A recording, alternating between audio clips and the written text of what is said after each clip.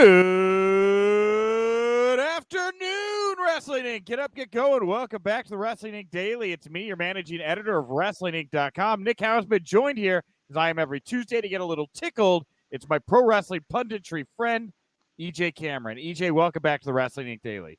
What up, Nick? Good to see you, buddy. Good to see you. Yeah, we were talking just before we got on the air. I ran into EJ. Was it the weekend? When was this? Was it? It was last, Wednesday? Wednesday? Oh, yeah. Yeah, it was a weekday. I ran into EJ at this place called FTW, which is like a bougier Dave & Buster's. Okay. Yeah. And I was taking my girlfriend, Liz, out for a date night. And EJ's over there playing Dance Dance Revolution with a lady friend of his own. First date? Not first date? What's the status? Not first date. We've gone on a few. I think that might have been our third? But it was a weird day because I just had weird family news right before, so it almost didn't happen. And then I was like, I need to go outside. So I'm glad I went out. And then I saw you guys. Hey, yeah. We were Liz loves Dance Dance Revolution. I can't do it. I don't have the cardio, but you box and all that stuff, right? Man, we were barely hanging on. We were so sweaty. We were both, and we kept getting perfects, so they kept moving us to a new level, and I was like, "Oh no, I'm done for." Long story short, EJ and I both took our girlfriends out to the same place, which was an arcade for a date, because that's how we adult very, very hard. Right? They made this for us. They have cup holders on the machines. Liz, I've been covering pro wrestling all day. I need to go throw some stuff at a clown or something. This is my life. It's a total carny mess every day. So yeah. All right. Well, we got a great show for you today. Here, wait. I have the run sheet for yesterday's show pulled up here right now, but I do know what's going on here today. Later on in the show, you're going to get to hear from my good friend Jimmy Corderas is back in the house, veteran WWE referee. We're going to be talking all things AEW Full Gear and a little bit about what's going on in WWE at the moment as well. And, of course, we'll dive into the mailbag as well. We're going to be talking about National Cowboy Shit Day, which is going to be tomorrow, and I'm thrilled about this. So we're going to talk about that at the end of the show. But without further ado, time for news you can use. News that'll leave a bruise. WrestleVotes, they're saying that when NXT 2.0, the concept was an idea and being discussed, there was talk that the rating would shift from TV PG to TV-14. Now, that hasn't yet happened yet. Now, word now is that the move to TV-14 still very much on the table. USA Network not opposed to the change, and it remains to be seen if and when WWE will make the change, but it is on the table. How do you feel about NXT possibly going to TV-14, EJ? I think they should. They should have at least one show that's TV-14. Yeah. Just something with a little bit of an edge. If it's 2.0, make it 2.0. Really separate yourself a little bit and give it the edge that a lot of us would like to see that we're not getting, that's not specifically geared for children. Because if you put a rating on it, you're out of the fault. Yeah. I think it's not a bad idea either, honestly. The show needs something. I mean, if it needs a little bit more shock factor, it does kind of feel like there is a darker side to this new crop of NXT talent that maybe isn't being allowed to be fulfilled and pushed all the way. I mean, the Joe Gacy stuff is just straight up weird, right? Yeah. Like, you take Joe Gacy to TV-14 or a Dexter Loomis to a TV-14, actual murderers, right? Saying profane, right? Actual murderers saying scary, profane things. That's a very, very different vibe. Yeah, you give them a chance to run free a little bit, take the reins off. They can find themselves.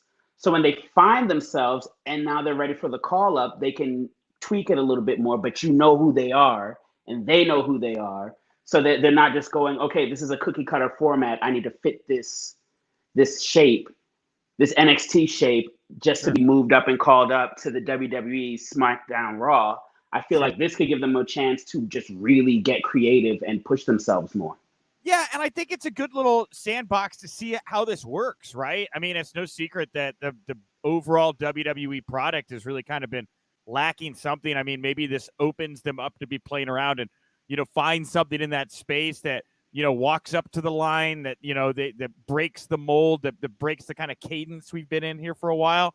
I also, when I read this, I think about how interesting it is about how, like, what if a main roster superstar shows up in NXT, which happens sometimes. Like, do we get to see a Roman Reigns be like, I'm going to take a shit on your lawn because I'm the big dog tribal chief? Like, I mean, that's whatever, he can do it. He could do it there.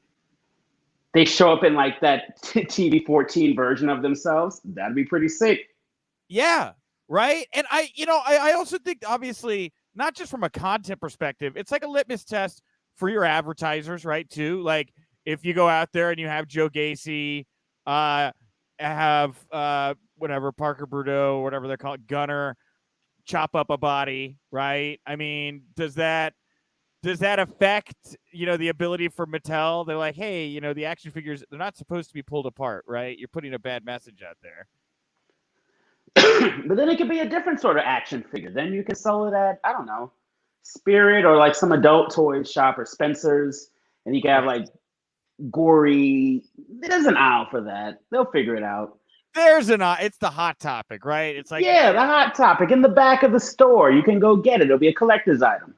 Yeah, here. Oh, I get my Darby Allin shirt. Oh, and my dismembered Von Wagner action figure. You get it.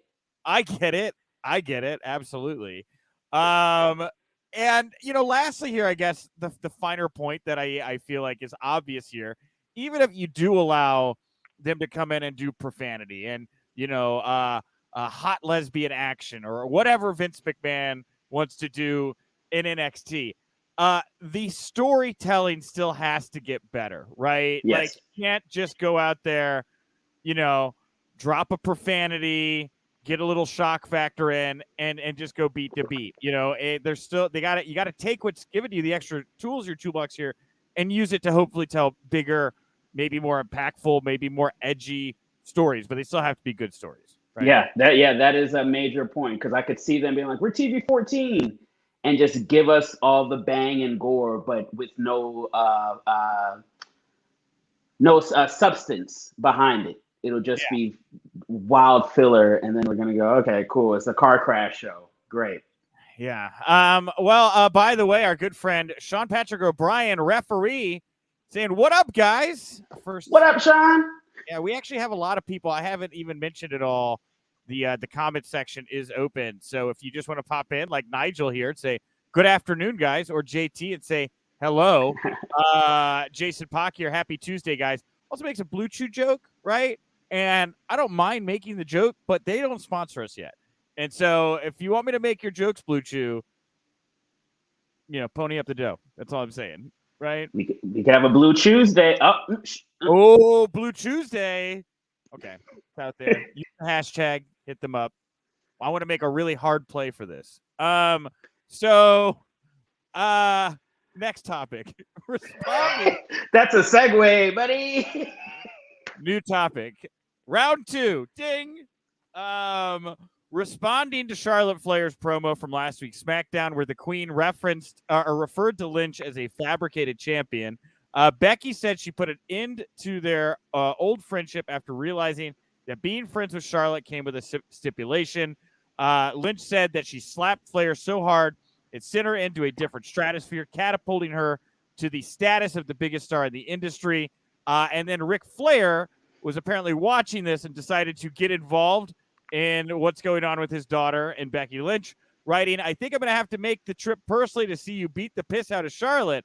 I don't think so, sister. The man, big time Bex, whatever you call yourself, that's not enough. There's not enough choreography in the business to save you, Becky Lynch. And then 3 smiley faces that are laughing, right? So is he, how do you think, I wonder how WWE feels about Rick getting in on the action here, right? I'm sure they don't love it. They're probably like, God, stay out of this, man. Come on. And it doesn't help Charlotte's case that everybody's saying that she's riding off of an old gimmick and hasn't moved on or recreated herself in a sense. So now having Dad come in and tweet about it, from a character standpoint, makes sense, and I love it. But in real life, she's probably like, this isn't helping me. Well, but I mean, like, maybe he does come back, right? Like, I've had a lot of people tell me, like, look, this is as much heat as on Rick, he will be back, right? Yeah. So I don't know. Maybe I don't know. I doubt it. I mean, I would think that the laughing, you laugh because you cry with those smiley faces there at the end. Anyway, Those laughing emojis, which God bless Ric Flair using emojis. Who knew? sure. What a time. Well, I love this note here before we get to some AEW stuff. At Survivor Series, Randy Orton is going to surpass Kane to become the WWE superstar to have been on the most WWE pay-per-views with 177 separate WWE pay-per-view appearances, surpassing Kane had 176. So even if you did 10 a year, that's 12 years, right? Yeah. More than 7. So yeah, that's really impressive. It's really impressive. Good for him. Congrats. That is a record. I don't think anybody's gonna beat that because he's still going. Oh, It's not like there's any sight of him like slowing down. He's. I feel like every year we're like he's in his prime. He's in his prime, but he's still in his prime. very much in his prime. Oh, easily going to clear 200 for Yeah, sure. absolutely. Right? And just it's good. It's like another one of those things where it's like the MJ, Kobe, LeBron conversations. Who's the GOAT, right? Just another kind of like statistic when you're having that debate. When you're drinking at the bar and having that debate, you really want to have that debate. Just another stat. That's all. Okay, Nick, I'll have that debate with you later at a bar. Okay, good. I'm going to Galway Bay later, and maybe we can have that debate there. So Okay, cool. okay, good. Because I want to have that debate, and I'm drinking right now, and this is of the utmost importance to me right now, EJ. I know it, and it's gonna happen.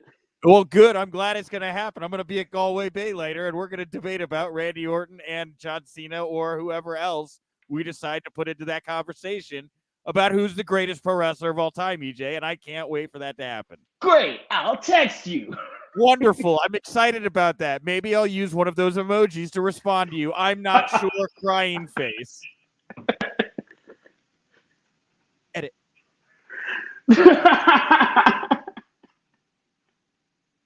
For those that can't see, I did an actual run sweep edit there. Stupid. Okay. For some heavier news here.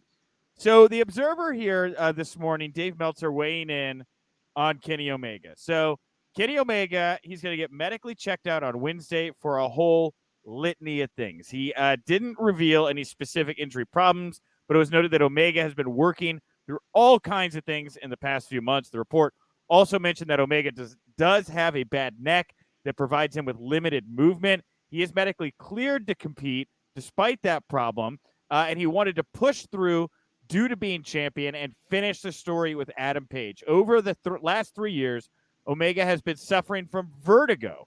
He has had to deal with the ring spinning while he's inside of it, and Omega had to compensate for that. At the moment, it's unclear whether or not Omega is going to need time off, but it was mentioned that it wouldn't be clear until at least the end of the week. So I guess we'll probably get a big update here on Dynamite. I'm going to guess tomorrow night about Kenny Omega, but that's wild, man. Like vertigo is nothing to play with, and you're doing suicidas and all that stuff. That's nuts. Like vertigo in general is like, man, like if I had vertigo, I wouldn't go to work. I wouldn't be doing anything. And you're having baller matches and main eventing and still carrying and taking care of your body and somebody else's body. I hope he's okay. I hope it's not anything too serious. I hope he gets to rest and gets to like fix all the little knickknacks or whatever's going on. Oof. Yeah, no, I agree. Yeah, rough to hear this, and like, yeah, again, to be able to go in there and put on the match he did. And, this reads to me like Omega might be taking some time off. Like this reads to me like the prepper, right? Like get ready for it. Maybe they do an angle on Wednesday night or something, but this feels to me like they're setting up that Kenny's going to go away here for a little bit and rest up and heal and do whatever he needs to do here right now. Yeah, and I mean, it makes sense. He's been running it for so long and been the champion for so damn long. If he just goes away for a while, I don't think anybody's going to be too I mean, we're gonna be sad, but I'm hoping that he's okay and he's rested. I'd rather that than he gets injured, and can't move or do anything. Plus, we Yeah, already have a challenger that's next. You have Bryan Danielson coming up. It's already the waters are moving. I think they'll be all right. I like JTO98 here. His suggestion that Cole and the Elite can beat him down, take him off TV. That would be really interesting. I think that'd be a great way to get Kenny off of TV for a little while. Get some heat on the Bucks and Cole coming off that loss Mm-hmm. and that wild 6-man match. And of course, sets up business with Adam Cole down the line with Kenny Omega. And in the moment, we can find something else for these guys to do. But that longer, AEW is really good about that kind of longer Yeah. story. I don't hate that at all. I think that's a really good idea, Cole or JT.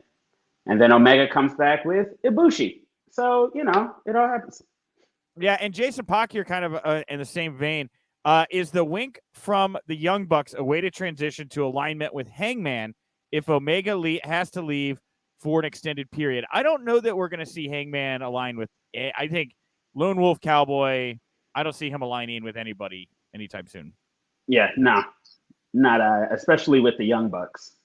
Yeah. I mean, he's kind of part of Dark Order, but they all just are like big nerds for him. They're all big Adam Page nerds. I don't know. Yeah, which is kind of funny and cute in its weird little way. I'll take it, but yeah, not the Young Bucks. I saw Evil Uno's announced for a match with Bryan Danielson tomorrow night on Dynamite, and I'm actually like pretty excited about that. I love when these like big names get to work with like really solid hands, really solid workers on the card. Like Evil Uno is a really good wrestler. I think him and Daniel Bryan are going to open a lot of eyes tomorrow night on Dynamite. Absolutely. And just to be any sort of wrestler coming up and you get to wrestle with Bryan Danielson, you're going to learn a lot. It's going to be fun. You're going to get kicked, but it'll be fun, I'm sure. Yeah. I mean, it is cool to just kind of see this roster taking shape. Like Punk and Bryan have like been there, but now they're like in it, right? Like it's so weird to me now. I'm like, wow, CM Punk's just like, it's like normal again. Watching CM Punk in wrestling. That's weird to me sometimes. Like, yeah, I have the same. Every time I see him, I'm like, this is wild.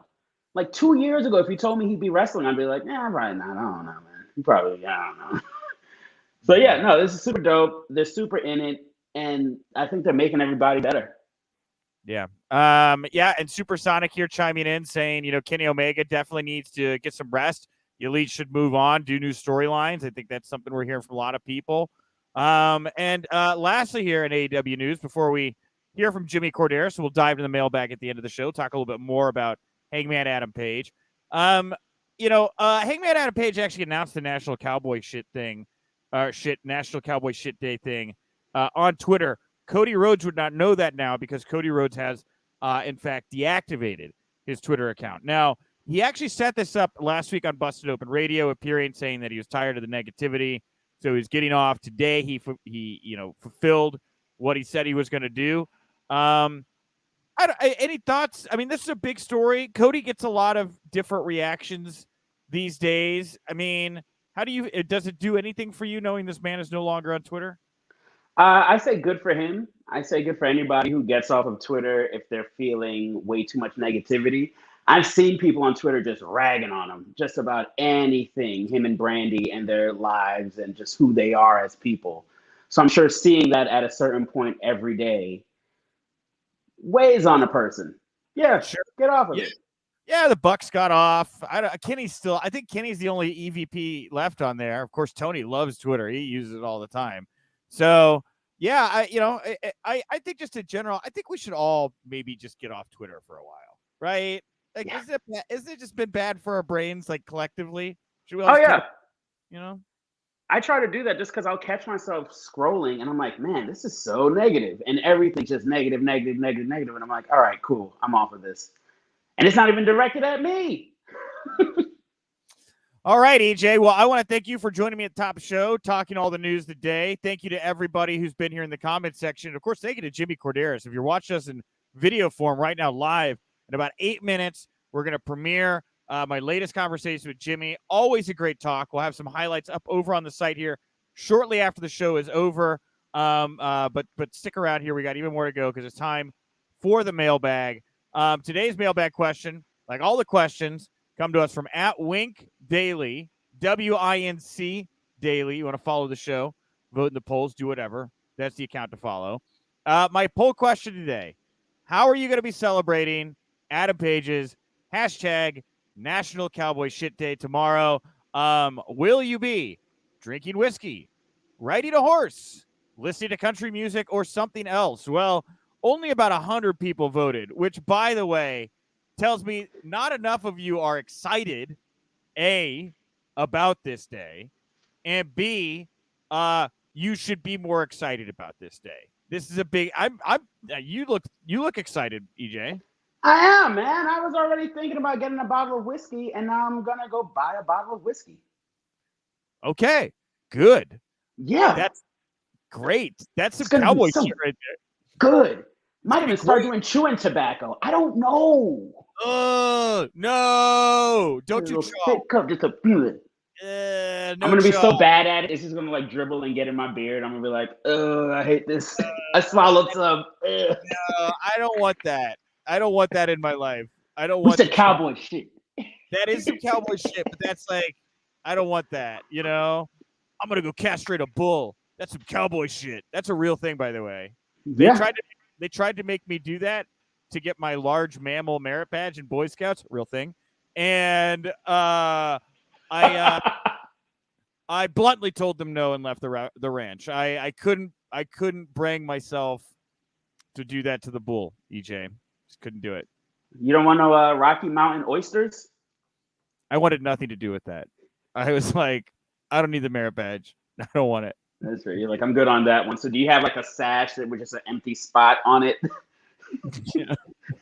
With like a dust circle? It's like, yeah, I never got that old ball badge. Didn't happen. Didn't happen. I'm a different man because of it. Couldn't do it. It's my 97 was a wild year, brother. Yep. So, drinking whiskey leading the pack, 46.5. Country music, 25.6. Riding horses, 15.1. And then everything else, 12.8. I see you wrote in whiskey, right? And we have Gavia Aki going to greet everyone with a howdy. Say yeehaw when I drive the forklift, which is a great detail. Very vivid in my mind now. You saying howdy and yeehaw in your forklift. Forklift? Great visual. Great visual. Like doing donuts in the forklift? Yeah! You should put a saddle on your forklift and like brush it like a horse and treat your forklift like a horse. Just sit there. They get fired so fast, man. What are you trying? Whisper into its ears sometimes. Like, I love you. You're a pretty horse. But it's a forklift, right? Whatever. Someone's gonna be like, yo, Susan's losing it again. We gotta get her off the forklift. We have @Jago Dragon 1. Should I send you a pic of my lasso and whiskey bottle? I'm gonna reply, yes. Absolutely. Please do. This is my favorite write-in. Otis, you know what this is, right? Or no? Yeah, I see it. @Otis_P_Lord. He says he's going to celebrate National Cowboy Shit Day by harvesting psychedelic mushrooms from piles of cow excrement, which, for those that don't know, that's where magic mushrooms come from cow manure. They grow out of that. If you go onto a farm and or ranch and try to harvest them at night, you might get shot. Like, yeah. It's a dangerous game you play, harvesting, those mushrooms from those cow pies, right? And they might not even work. It's such a gamble. They might be bad. So, great write-in. I love Marcus Thomas here saying, listening, Old Town Road. Sure, Marcus, that's a Old Town Road. Great. Good song. It's a good song. Who doesn't like it? So, I personally, I'm going to wear my red pearl snap button shirt tomorrow. Maybe I'll have a whiskey shot. Definitely going to be listening to some country music tomorrow. And I don't think there's anything else. I think that's about as country as I'm going to get tomorrow. I think that's as far as no Daisy Dukes? Oh man, maybe. I mean, now I might you're. break out some Daisy Dukes. I mean, if you're gonna put the request in, I mean, yeah, I could Jessica Simpson this. Why not? Skies out, thighs out. We doing it, brother. Well, that brings us to the end of the show here today, everybody. I want to thank you for tuning in. I'll be back tomorrow. Tomorrow, we're going to start running the audio from the post Full Gear Media Scrum. So if you haven't heard any of those, you've only seen highlights, we're going to start rolling those out here tomorrow, beginning with a big one tomorrow on the show, the full audio for Bryan Danielson's AEW Media Scrum. You get to hear me asking him about CM Punk invoking his name when he was doing the Eddie Kingston promo. So really great scrum. That'll be here on the show tomorrow. SupportWrestlingInc.com. We're on all your socials. And, of course, the Wrestling Inc. Podcast goes live at night, including tonight after NXT here, just like the daily is on all the platforms. So go support that and check it out. EJ, anything you want to put over here before we wrap up today? Be nice, people. We're talking about Cody Rhodes and just that energy, negativity, man. It's the same. Just try to be nice. Yeah. You'll get the same energy back in life. Yeah. That's what I find. So just put out good energy, good vibes. Give us a follow, and be safe if you drink whiskey. That's true. And I want to, by the way, put over JT098 here saying he's going to drink a 12-pack of Coors for the Cowboy tomorrow. JT, for the bloating, just don't drink Coors. Go find yourself a nice, like a rye ale. Rye ale sounds like the right craft beer. It's a Cowboy, right? Like it's a rye. Something you got to think like barrel-aged rye beer. Absolutely not. You're trying to give a Cowboy a craft beer, they would shoot you. No, but like what we consider a craft beer would probably just be what they probably filled the big cask, like a barrel, with beer, plugged it, put it on the back of the cart, and that was the beer for, I would imagine, the trip. And by the way, this is all being pulled completely out of my ass, but like I would imagine a more traditionally barreled aged beer is probably traditional Cowboy beer. I don't know. I feel like that 12-pack of Coors, brother. Okay. Mountains turn blue is ready.